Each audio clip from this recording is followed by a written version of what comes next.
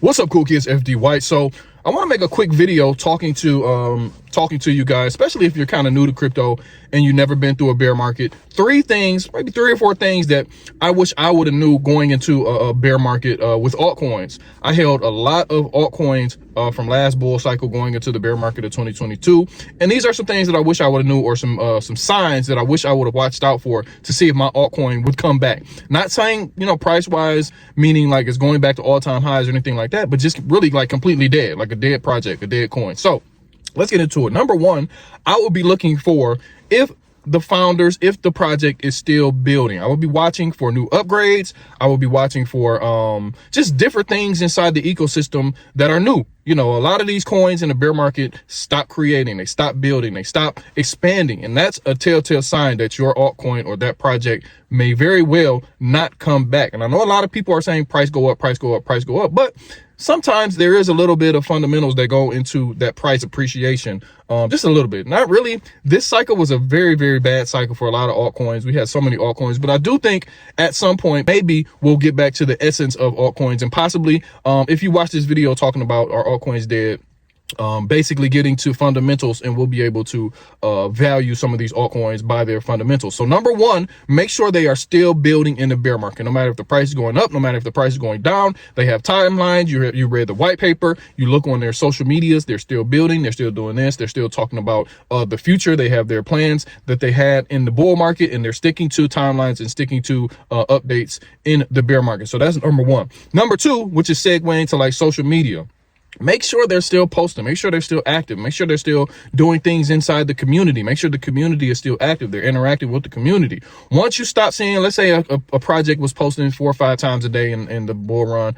Now they're like posting like 2 times a week, 3 times a week. That's another telltale sign to me. Look, I could be wrong, but to me, that, okay, maybe they're not as invested as I would like. So why would I be invested if they're not invested as the price is coming down, as the market is looking a lot bearish? So make sure they are still active in their social medias. They're still active in their communities, their discords, their telegrams, whatever they're doing.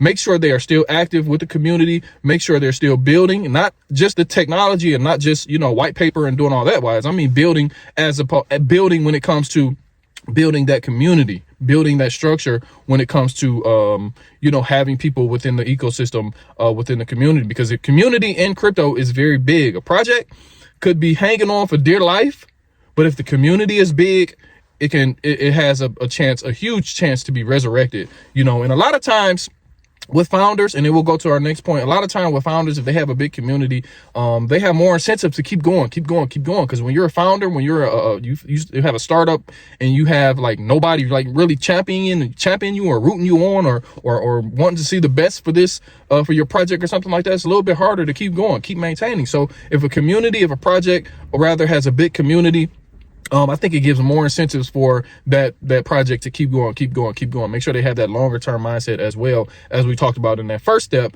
or in that first, you know, our first point, making sure they are sticking to it and keeping the community updated, keeping the community engaged. Engagement means a lot, especially in a bear market, keeping that community going in a bear market as the market goes down. And number 3, this is probably the biggest thing you should watch out for. A lot of projects, a lot of coins, founders hold a big chunk. If they start selling, if they start to sell in a bear market, like huge chunks, liquidity coming out, things like that, you can watch. Everything is on chain. So watch on chain metrics.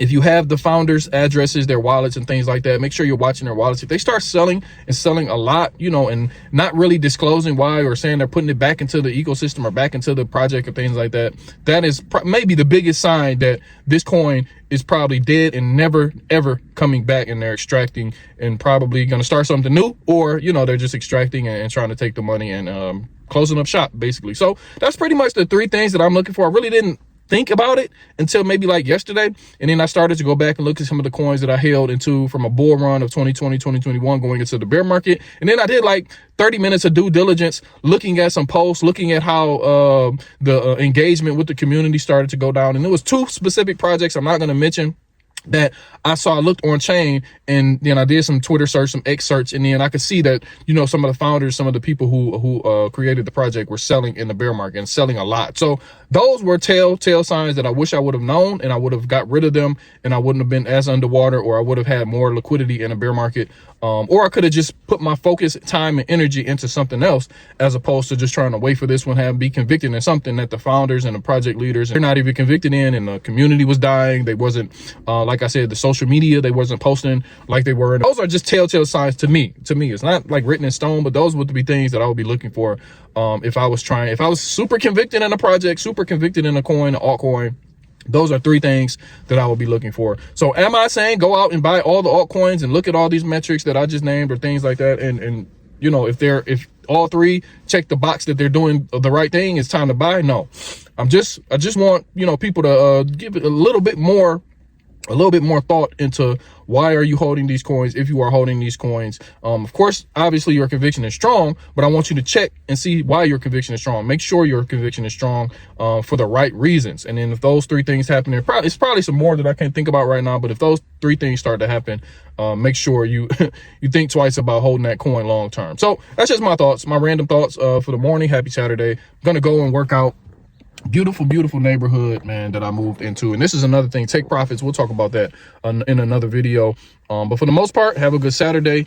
Check your conviction, and if your conviction is strong, then check those three metrics to see if that's still you know, those things are playing out, those things are still going good. And then yeah, go from there. Good luck, everybody. I'll see you in the next video. Peace.